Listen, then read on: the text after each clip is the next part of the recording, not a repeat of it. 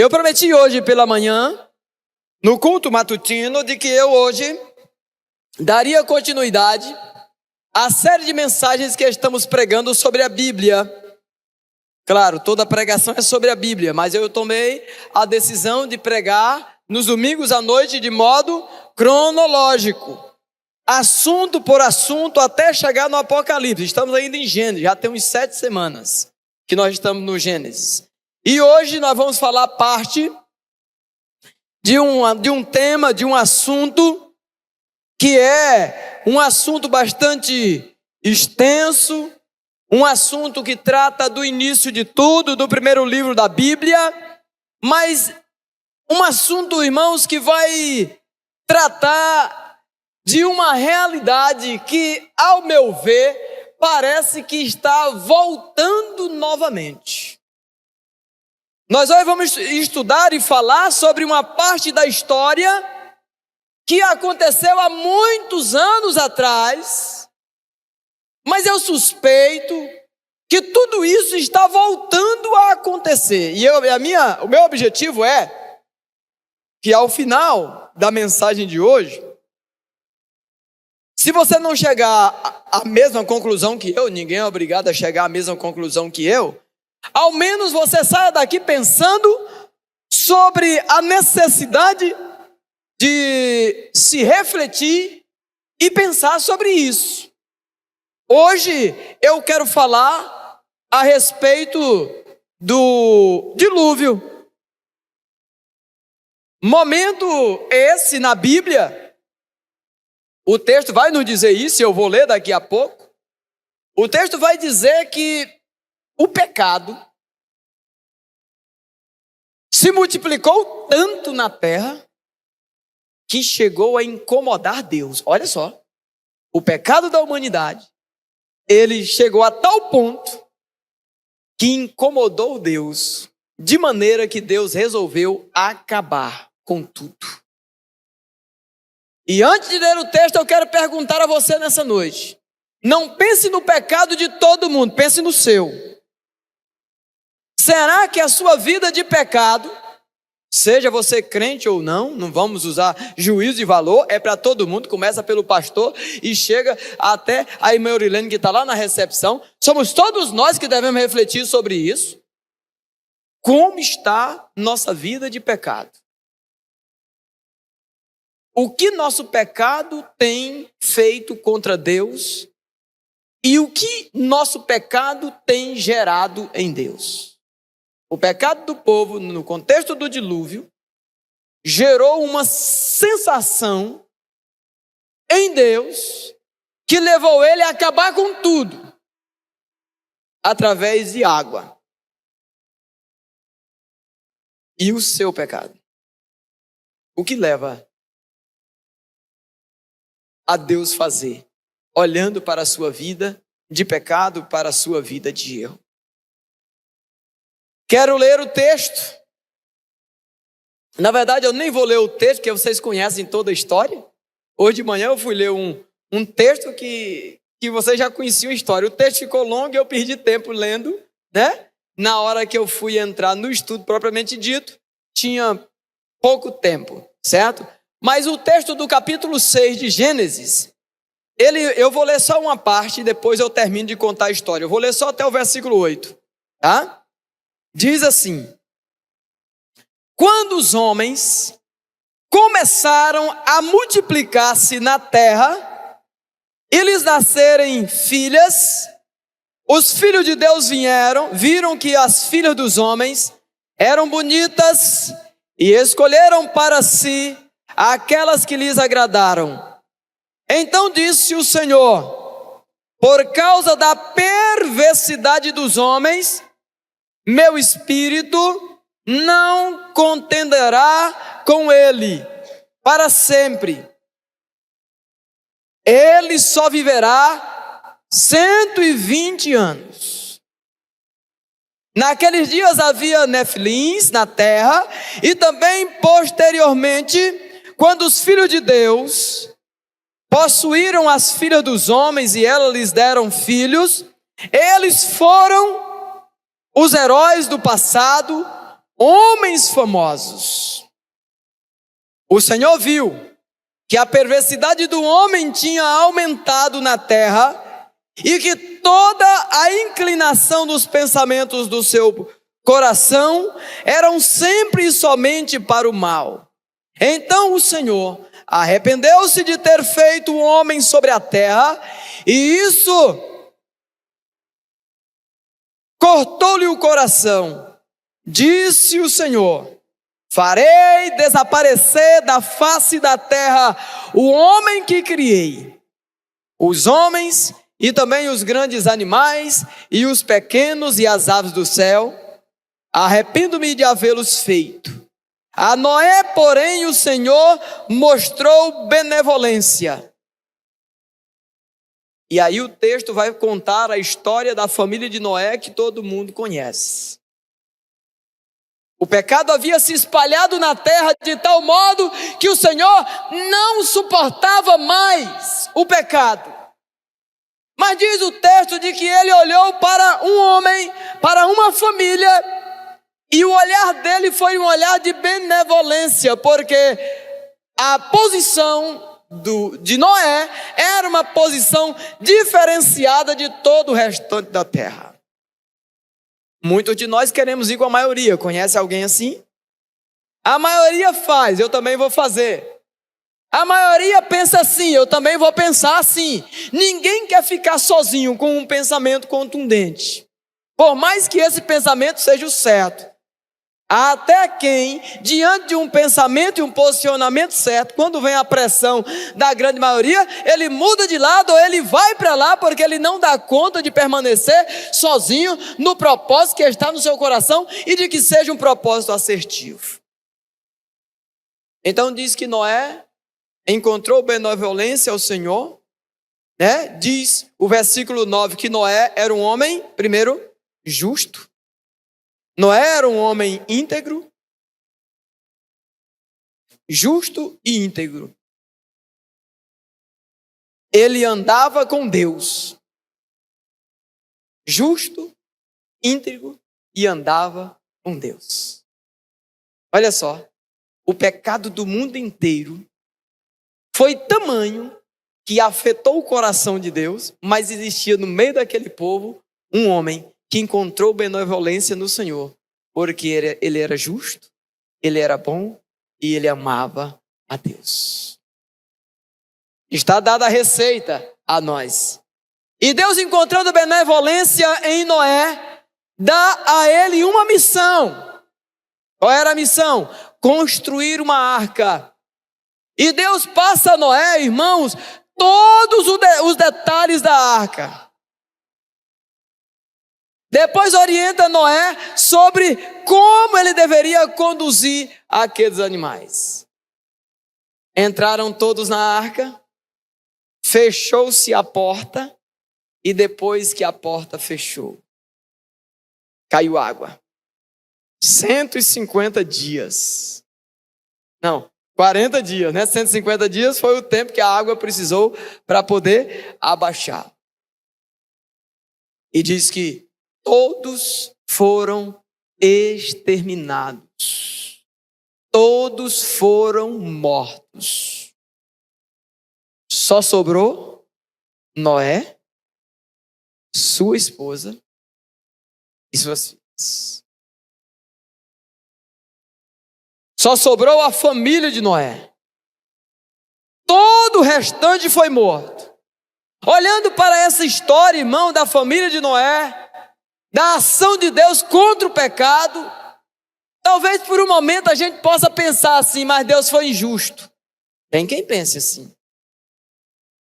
E as crianças, e as mulheres, e os animais,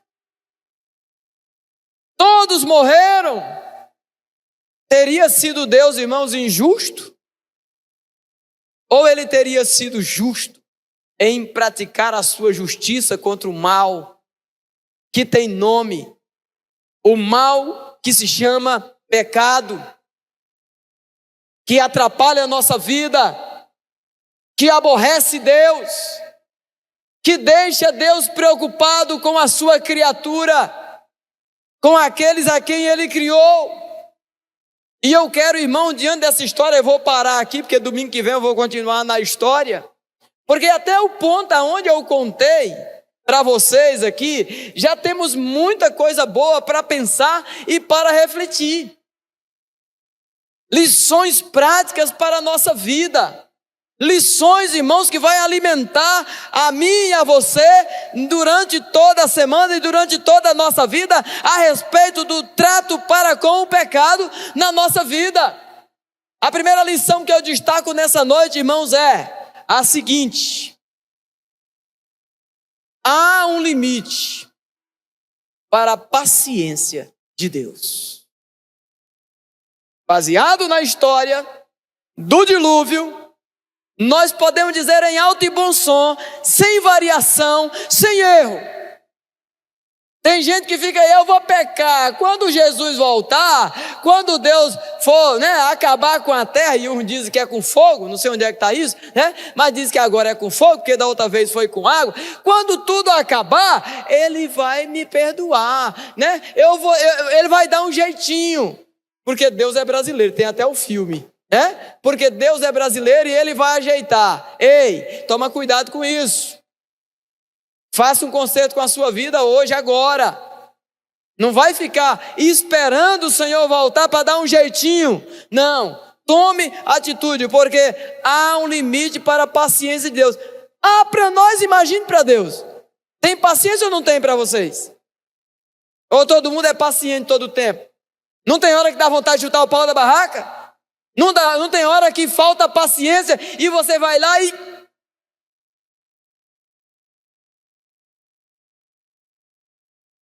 Hoje eu quase que chuto o pau da barraca, porque queriam me prender.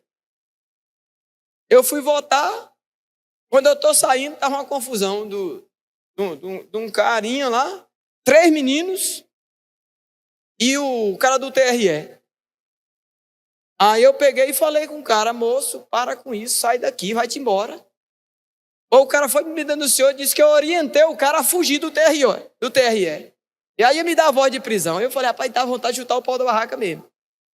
Por mais que você ore, o capeta ainda está atrás de você, querendo envolver você numa situação como essa. Já imaginou? Eu não vim para a igreja porque estava preso, porque na hora que eu fui votar, o cara me prendeu. Então assim, até eu, se eu perco a paciência, até Deus vai perder a paciência. Eu confesso para você, deu vontade de abraçar aquele cara lá e nós rolar no chão. Aí a gente tem que contar até 10, colocar o pingo nos i e voltar para casa. Porque se a gente for, chutar o pau da barraca, irmãos, aí o bicho pega. Então a primeira lição que eu quero deixar com vocês nessa noite é: Ele prometeu que daria, ou melhor, há um limite para a paciência de Deus. Tome cuidado, para Deus não perder a paciência com você. Tome cuidado. Tem gente que passa a vida todinha fazendo as coisas erradas. Você vai falar de Jesus para ele, ele diz, não, Deus vai ter paciência comigo. Deus é meu chegado. Deus é isso, Deus é aquilo. Ei! Sinto informar você, a paciência de Deus também termina, a paciência de Deus acaba, e quando ela acabar, é dilúvio para você, é porta fechada da arca para você. Tome cuidado. Ele prometeu que daria às pessoas um tempo para se arrepender.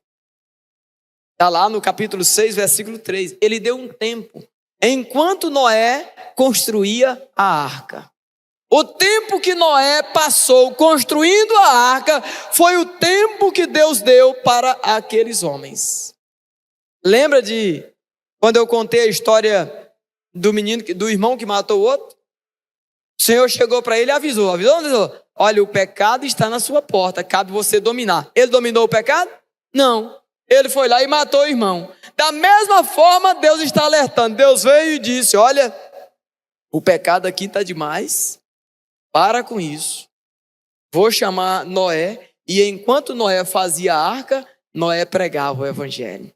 Enquanto Noé pregava os pregos ali na madeira para fazer a arca, ele estava pregando o evangelho. e as pessoas não deram valor à pregação de Noé. Até o dia em que a paciência de Deus, uma vez por todas, se acabou, e a porta da arca se fechou, e ninguém mais pôde entrar. Passado o tempo, veio o castigo. Passado o tempo, veio o castigo. E o castigo para aquele povo foi o dilúvio. Segunda lição da noite, baseada na história do dilúvio. Os grandes. Conhece alguém grande? No tempo de Noé também tinha os grandes, os poderosos. Os grandes não escaparão do castigo de Deus. Ah, mas eu tenho dinheiro, eu sou abastado, eu sou forte, eu sou grande, eu sou poderoso. Nada disso lhe será suficiente. Não precisa ter nada, tem que ter Jesus. Não precisa ter a força, tem que ter o Espírito Santo de Deus agindo na sua vida, lhe convencendo do pecado, da justiça e do juízo. Precisamos ter é Deus, não poder e outra coisa, porque os poderosos do tempo de Noé, todos eles também foram extirpados, morreram afogados, irmãos. Grandes homens que foram heróis no tempo de Noé, foram também castigados. Gênesis capítulo 6, versículo 4, confira lá. Confira na sua Bíblia, confira lá na sua casa, leia esse texto novamente e vai refletindo sobre aquilo que eu estou lhe dizendo. Os grandes homens podem escapar da justiça, do castigo desse tempo. Os grandes homens, irmãos, eles podem ser poupados da justiça terrena. Os pecadores, eles podem até sair ileso da justiça aqui da terra, mas não escaparão da justiça divina. Eu e você, nenhum de nós, grande ou pequeno, abastado financeiramente ou pobre, rico ou pobre, bonito ou feio, gordo ou magro, ninguém escapará. Ninguém vai escapar do castigo se não fizermos um concerto com o Senhor. Terceira lição da noite. Terceira lição baseada no dilúvio, na história de Noé. Deus destrói e condena os pecadores. Deus destrói e condena os pecadores. E a prova disso, irmãos, foi a arca de Noé. Está projetando? Se puder projetar para mim. 2 de Pedro 2, de 4 a 10. Era para eu ter marcado, não marquei. Segundo livro de Pedro, segunda carta de Pedro, capítulo 2, versículo de 4 a 10. Eu vou ler esse texto. Só falta encontrar.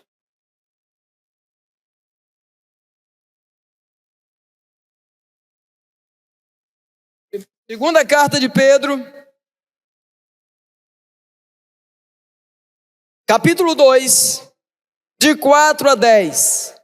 Vai dizer assim a palavra de Deus: pois Deus não poupou os anjos que pecaram, mas os lançou no inferno, prendendo-os em abismos tenebrosos, a fim de serem reservados para o juízo. Ele não poupou o mundo antigo, quando trouxe o dilúvio sobre aquele povo ímpio, mas preservou Noé, pregador da justiça, e mais 7 pessoas. Também condenou as cidades de Sodoma e de Gomorra, reduzindo-as a cinza, tornando-as exemplo do que acontecerá aos ímpios. mas livrou Ló, homem justo, que se afligia com o procedimento libertino dos que não tinham princípios morais. Pois vivendo entre eles todos os dias, aquele justo se atemorizava em sua alma justa, por causa das maldades que via e ouvia. Vemos, portanto, que o Senhor sabe livrar os piedosos da provação e manter em castigo os ímpios para o dia do juízo. Deus destrói e condena os pecadores. E nesse texto que eu acabei de ler, faz-se o relato, a alusão a vários aspectos ou várias situações envolvendo o pecado, as quais o Senhor usou de sua justiça para resolver o problema do pecado na vida daquelas pessoas. Ninguém pode escapar de Deus quando Ele decide que é o tempo de punir o homem por causa do pecado. Ninguém. Ninguém escapa de Deus quando Ele decide que é hora de lhe julgar e de nos julgar por causa dos nossos erros, por causa dos nossos pecados. Ninguém escapa. A hora que Deus decide requerer de nós o pagamento pela afronta que fazemos à sua santidade, irmãos, não há escapatória. Quarta lição da noite: a salvação somente pelo meio estabelecido por Deus.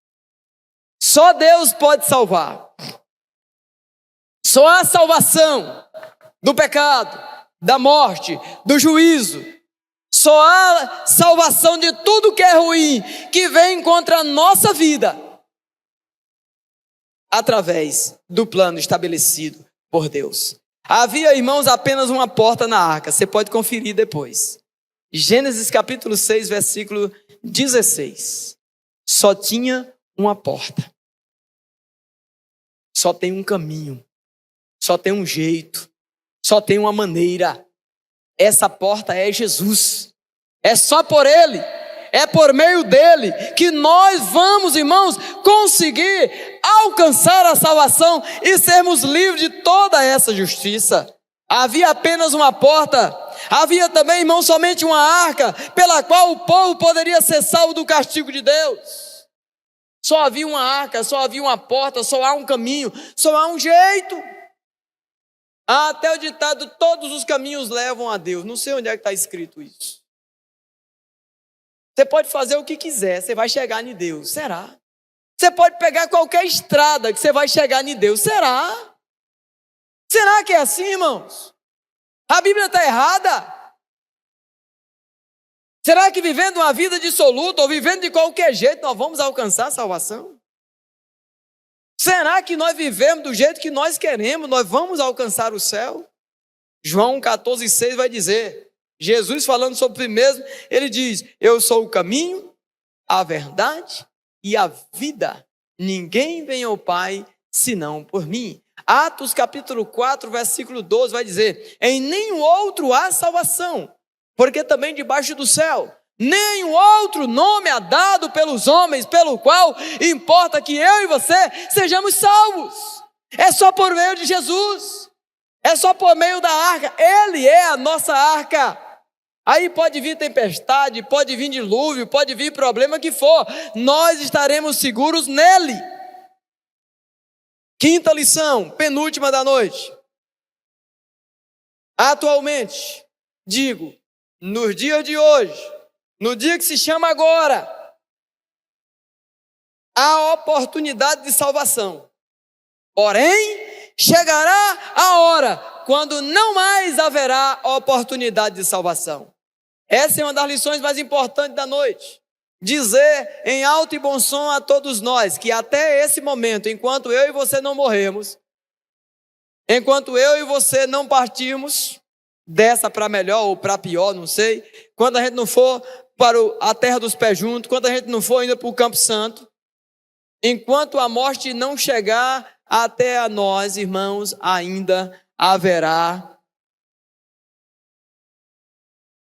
oportunidade de salvação. Mas vai chegar um tempo, vai chegar um dia, quando não haverá mais oportunidade de salvação. Só restará desespero. Eu fico a imaginar. Os animais entram na arca, 2 a 2. Noé ora a Deus e diz: missão cumprida. Deus fecha a porta da arca e abre as portais do céu. E cai água. Uma chuvinha. Todo mundo achando que a chuva é normal. Não se havia chovido até aquele momento, irmãos. Eles não sabiam nem o que era chuva. O dilúvio é fruto da primeira chuva que caiu na terra. Cai a água. A chuva não passa. Daqui a pouco os rios começam a transbordar. E vai levando o carro, vai levando as coisas. E aí as pessoas vão começar a lembrar da pregação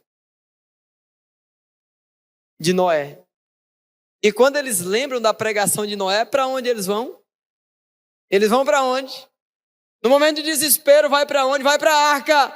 E chegando na arca, vai bater na porta. Mas a porta não vai ser aberta, porque a porta foi fechada por Deus, não foi por Noé. A porta foi fechada por fora. E quando o Senhor Deus fecha a porta para alguém, não tem jeito de abrir. Porque Ele fecha e ninguém abre. Abre e ninguém fecha. No tempo de Noé, chegou o tempo quando ele fechou a porta e não tinha mais jeito. Hoje ainda tem jeito. Agora ainda dá tempo. Última lição da noite. Prepare para o julgamento vindouro de Deus. Eu não posso terminar essa mensagem sem perguntar isso para você. Você está preparado, preparada para enfrentar o julgamento vindouro de Deus? Aquele dia quando Ele vier e vai lhe chamar pelo nome, dizendo: Maria, venha cá, mostre-me suas mãos. Estais pronto? Hoje mesmo, o Senhor pode lhe chamar. Hoje mesmo Ele pode voltar. Estamos nós preparados para esse julgamento de Deus? Estamos nós prontos para subir para o céu? Ou se o Senhor chegasse hoje diante de nós, nós íamos dizer: Senhor, não nos leva hoje não, deixa para amanhã. Eu tenho algumas coisinhas para resolver ainda. Diante, irmãos, desse texto que acabamos de ler e das lições dele retirada, eu quero dizer a você: prepare-te para encontrar-se com teu Deus. Porque esse dia, mais cedo ou mais tarde, vai chegar. E quando esse dia chegar, eu e você precisamos estar prontos para subir ao céu.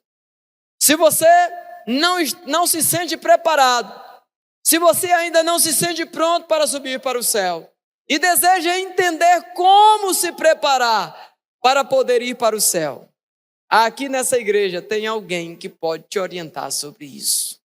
Nos procure e nós estamos prontos a lhe dar um estudo bíblico, a lhe orientar segundo a Bíblia, para que você esteja pronto para subir para o céu. Em suma, quero citar cada uma das lições. Há um limite para a paciência de Deus. Leva isso para sua casa.